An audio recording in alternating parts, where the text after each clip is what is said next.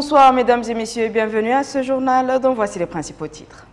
Le président de la République engage le gouvernement à accélérer le rythme d'exécution des grands projets dans les différents secteurs de services de base.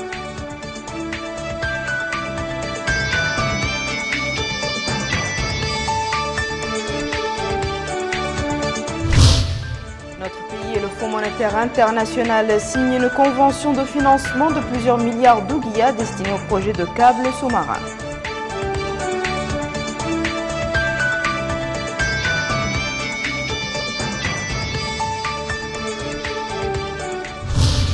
Kifa abrite les travaux d'un atelier régional sur la participation politique de la femme.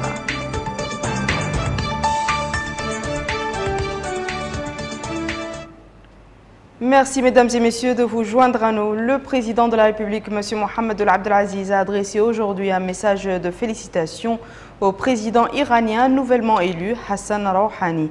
Le chef de l'État a saisi cette occasion pour réitérer sa détermination à œuvrer pour le renforcement des relations d'amitié et de coopération entre nos deux pays, conformément aux intérêts mutuels et aspirations de nos deux peuples frères. Le Conseil des ministres s'est réuni aujourd'hui sous la présidence du président de la République, M. Mohamed Ould Abdel Aziz. Le Conseil a examiné et approuvé les deux projets de loi suivants. Projet de loi portant modification de certaines dispositions de la loi numéro 2005-048 du 27 juillet 2005 relative à la lutte contre le blanchissement de l'argent et le financement du terrorisme. Le présent projet de loi intervient en vue de compléter et renforcer la juridiction existante en prévoyant désormais la double sanction pour le blanchiment des capitaux. Cela s'accompagne de l'aggravation de la sanction de la divulgation d'informations de nature à nuire au bon déroulement d'investigations en cours, notamment en ce qui concerne une infraction de nature terroriste. Projet de loi portant renouvellement du contrat programme numéro 2 entre l'État et la Société nationale de forage et puis SNFP pour la période 2013-2016.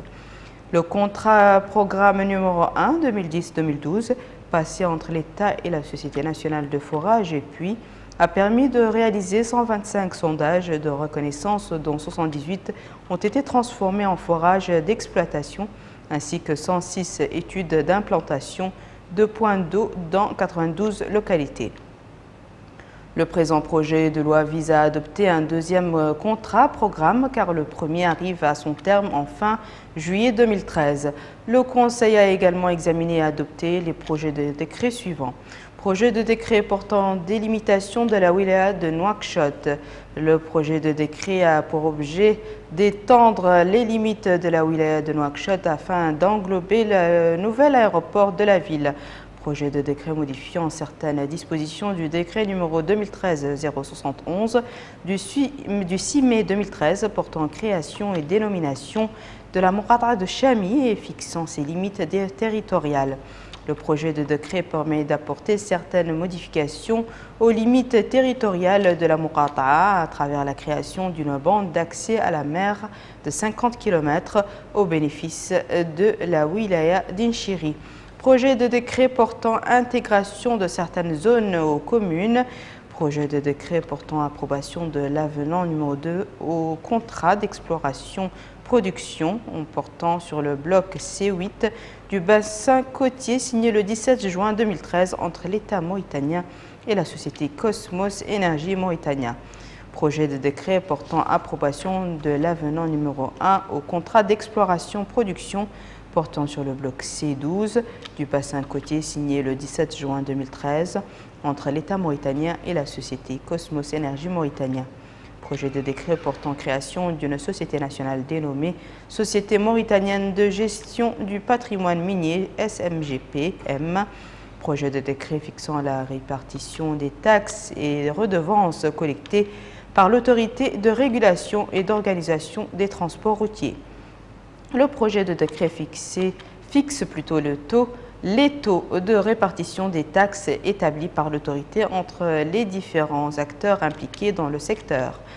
Projet de décret conjoint portant organisation du transport terrestre des produits et substances explosifs sur le territoire national. Le présent projet de décret a pour objectif d'organiser l'exercice de cette activité en le soumettant à un agrément préalable sur la base de conditions techniques et logistiques imposées aux opérateurs qui exercent cette activité. Le président de la République a engagé le gouvernement à l'effet d'accélérer le rythme d'exécution des grands projets dans les différents secteurs de services de base. Le ministère des Affaires étrangères et de la coopération a présenté une communication relative à la situation internationale. Le ministre de l'Intérieur et de la décentralisation a présenté une communication relative à la situation intérieure. Le ministre du Pétrole, de l'Énergie et des Mines a présenté une communication relative à l'approbation de conditions fiscales et douanières attractives pour l'exportation de gypse en Afrique et ailleurs en faveur de la Société arabe des industries métallurgiques, SAMIA. Le ministre délégué auprès du Premier ministre chargé de l'environnement et du développement durable a présenté une communication sur l'état d'avancement de l'application du décret numéro 2012-157 portant interdiction de la production locale, l'importation, la commercialisation et l'utilisation des sacs et sachets d'emballage plastique souple en Mauritanie. Enfin, le Conseil a pris les mesures individuelles suivantes. Secrétariat général de la présidence de la République, autorité de la zone franche, établissement public, port artisanal de Nouadhibou, directeur général M. Sidi Mohamed El-Bouna, précédemment directeur général de la télévision de Mauritanie. Ministère de la Communication et des Relations avec le Parlement, Administration centrale, Direction des études de la programmation et de la planification, Directrice Houriya Moulay Shrif Moulay Idriss, précédemment directrice adjointe à la même direction. Et nous la félicitons au passage. Le Sénat a tenu aujourd'hui une séance plénière sous la présidence de M. Seydna Ali Mohamed Khouna, vice-président du Sénat. Cette plénière a été consacrée au dépôt des 4 projets de loi, en plus du projet de loi autorisant le président de la République à ratifier la Convention relative au renforcement de la diversité culturelle. Plus de précisions avec Cheikh Nachar Saadbou. Cette séance plénière du Sénat, présidée par le sénateur Seydina Ali Mohamed Khouna, vice-président du Sénat, a été consacrée au projet de loi autorisant le président de la République à ratifier la Convention autorisant la protection et le renforcement des moyens d'expression relatifs à la diversité culturelle. La plénière a été l'occasion pour la ministre de la Culture, de la Jeunesse et des Sports, Mme Sissamet Cheikh Oulbouide, de passer en revue l'importance de la dite Convention et du rôle qu'elle pourra jouer dans le renforcement de notre diversité culturelle et de l'ouverture de la Mauritanie aux autres cultures. Des sénateurs ont loué ce projet de loi, d'autres ont émis des réserves en posant des questions à la ministre. Une fois de plus, Mme Sissamet Cheikh Oulbouide a apporté des explications et des réponses à leurs différentes interventions. Autre moment fort de cette plénière, c'est celui consacré au dépôt de 4 projets de loi qui seront soumis aux commissions spécialisées en vue de leur étude.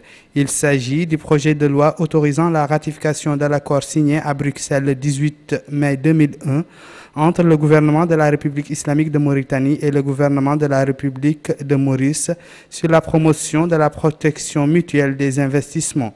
Le deuxième projet de loi autorisant la ratification de l'ordonnance du 13 mars 2013 portant la ratification de l'accord de prêt signé le 3 février 2013 à Nouakchott entre le gouvernement de la République islamique de Mauritanie et le Fonds arabe pour le développement économique et social FADES, destiné au financement du projet de développement des centrales électriques des villes de l'intérieur. Le troisième projet de loi concerne la ratification de l'accord de prêt signé le 12 février 2013 à Tunis entre le gouvernement de la République islamique de Mauritanie et la Banque africaine de développement, destiné au financement du projet national intégré d'eau en milieu rural en Mauritanie. Le quatrième est le projet de règlement du Sénat. Au Sénat toujours, la commission des présidents du Sénat a tenu une réunion ce matin sous la présidence du sénateur Seydna Ali Mohamed Khouna, vice-président du Sénat, pour passer en revue les projets de loi cités plus haut et les soumettre aux commissions spécialisées en vue de leur étude. Le gouvernement a été représenté à cette réunion par M. Mohamed Yahya El-Horma, ministre de la Communication et des Relations avec le Parlement.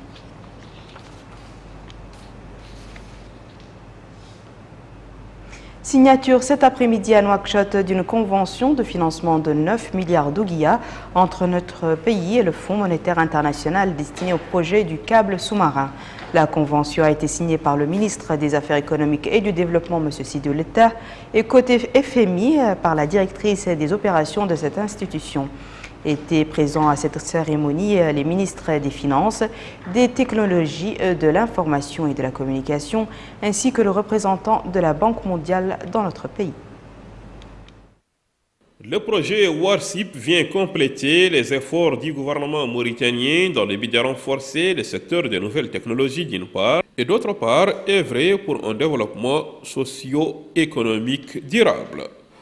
Prenant la parole à cette occasion, Dr Sidi Ouletta, ministre des Affaires économiques et du Développement, a indiqué que le montant du projet est de 52 millions de dollars américains, environ 15,6 millions d'ouguiyas, financés par l'État mauritanien, la Banque mondiale et la Banque européenne d'investissement. Il a ajouté que la convention d'aujourd'hui est d'un montant de 30 millions de dollars américains, environ 9 milliards d'ouguiyas.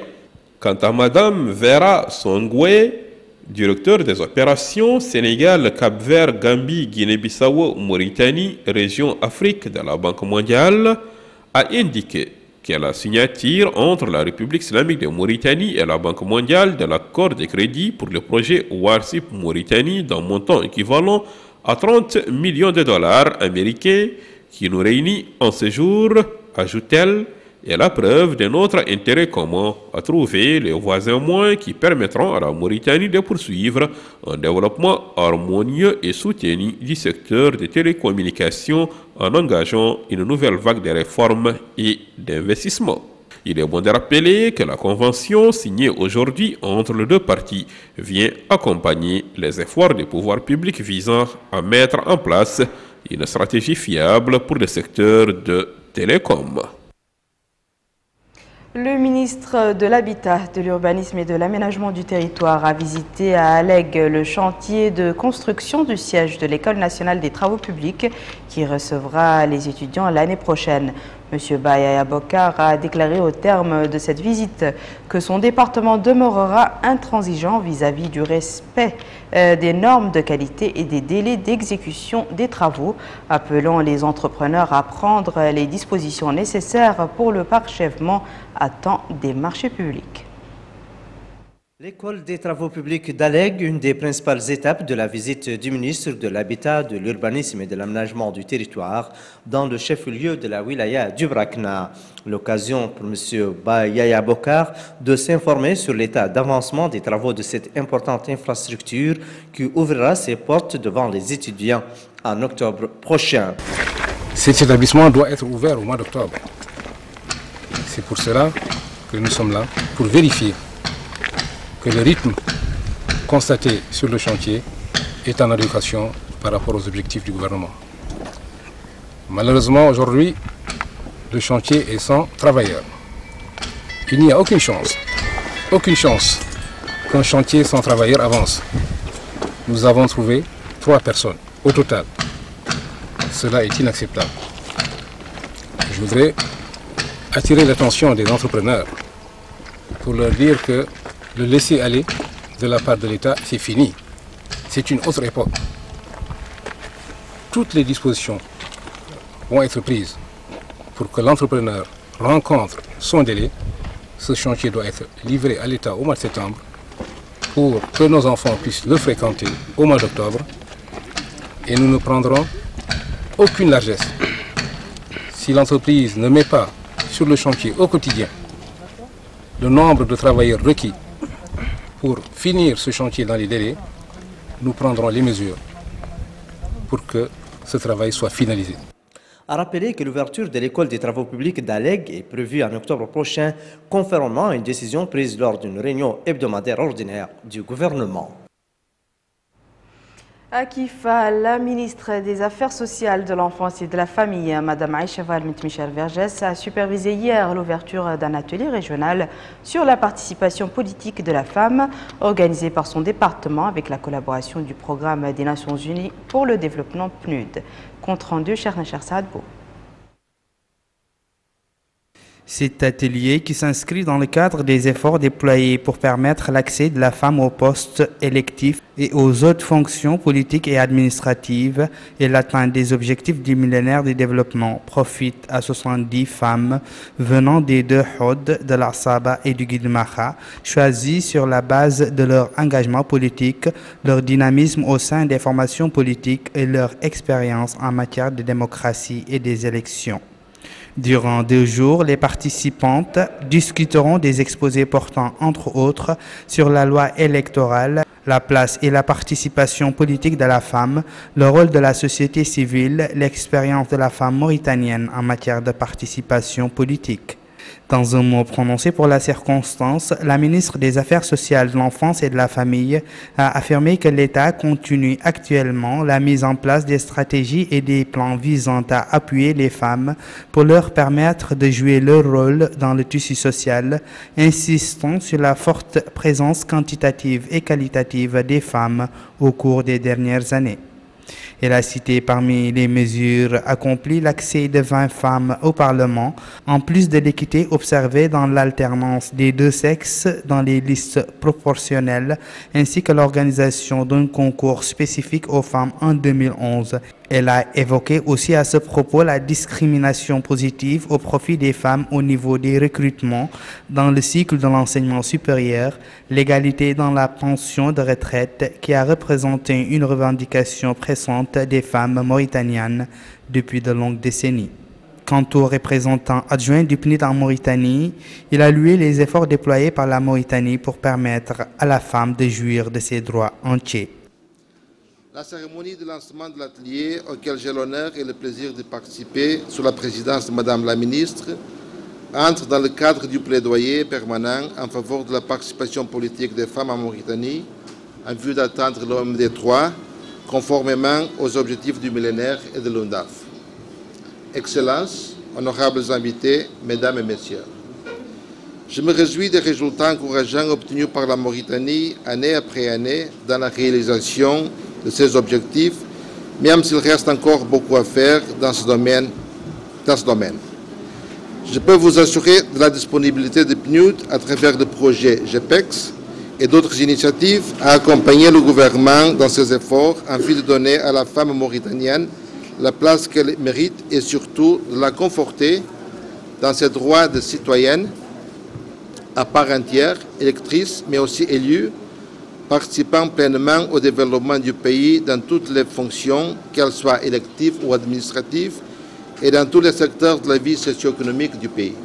À noter que l'organisation de cet atelier vient accompagner d'autres mesures prises visant à atteindre les objectifs du millénaire pour le développement OMD, en particulier l'objectif 3 relatif à la promotion de la participation politique de la femme. Dans notre capitale économique, la commission administrative de la zone franche s'est réunie ce matin au siège de l'autorité. C'était sous la présidence du président de cette autorité, M. Ismaël El-Boudaoul Chersidia. La commission, qui compte 14 membres, a passé en revue les acquis de leurs activités, les moyens visant à les consolider et à aller de l'avant tout en se projetant vers l'avenir. Les membres de cette commission ont visité le siège de l'autorité de la zone franche qui se situe au centre-ville de Nouadhibou.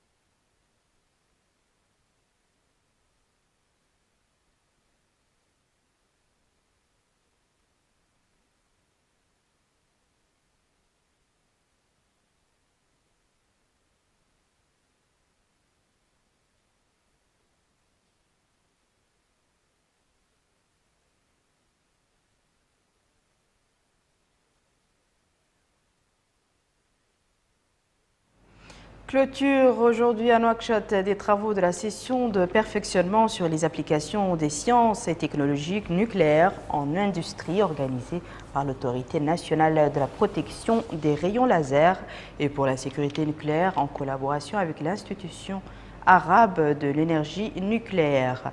Des représentants des départements nationaux privés et publics concernés par l'utilisation des rayons laser dans les domaines de la santé, du pétrole, de l'énergie, des mines, de l'hydraulique, de l'agriculture, de l'industrie, de la défense, de la sécurité, de la recherche scientifique et de l'enseignement supérieur ont bénéficié de cette session de perfectionnement.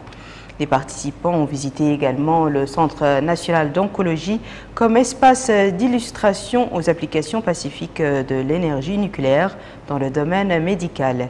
Ils ont suivi également pendant 5 jours de perfectionnement des exposés et effectué des exercices sur l'amélioration de leurs capacités dans le domaine des législations nucléaires nationales et internationales, ainsi qu'en matière d'identification et de traitement par les techniques nucléaires et leurs applications à l'industrie. Dans son mot de clôture, le secrétaire général du ministère du Pétrole, de l'Énergie et des Mines, M. Brahim El-Chalili, a loué l'assiduité et l'abnégation dont les participants ont fait preuve pendant cette session scientifique, ainsi que pour les exercices découverts à travers les tests de dosage de précaution en cas d'urgence nucléaire. La Commission nationale des jeunes de l'Union pour la République a organisé hier soir dans la Muqata'a de Tavarzen un meeting de sensibilisation et de mobilisation des jeunes du parti au niveau de la Fédération 1 de l'UPR pour gagner le pari des prochaines échéances électorales. Dans un mot prononcé pour la circonstance, M. Omar El-Ma'talla, secrétaire général de l'UPR, a indiqué que les jeunes sont le pilier du parti et qu'il compte beaucoup sur eux dans le domaine politique. Il a appelé les jeunes du parti à se rendre au centre d'enrôlement pour retirer leur carte d'identité nationale et à se préparer aux prochaines élections pour les gagner. Il les a aussi appelés à s'armer du discours du parti, à s'éloigner des divisions et à resserrer leur rang derrière le guide de la marche du changement positif, M. Mohamed Abdelaziz. Au cours du meeting, des membres du comité national des jeunes de l'UPR ont insisté sur la nécessité de la cohésion et d'une action sérieuse pour assurer la victoire du parti aux prochaines élections, soulignant que pour arriver à cet objectif, il est nécessaire de travailler au niveau des instances de base du parti. Le meeting s'est déroulé en présence de M. Mohamed Yahya El-Harma, premier vice-président de l'UPR, et d'un certain nombre de membres du bureau exécutif et du conseil national du parti, ainsi que d'un grand nombre de militants du parti au niveau de la Fédération 1 de Nouakchott.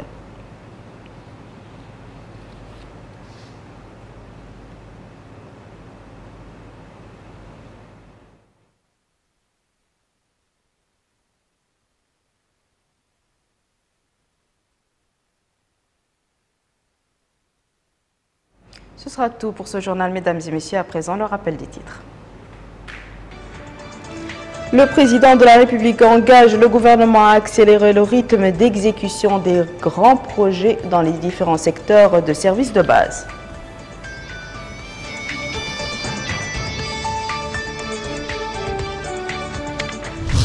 Notre pays et le Fonds monétaire international signent une convention de financement de plusieurs milliards d'ouguiyas destinée au projet du câble sous-marin.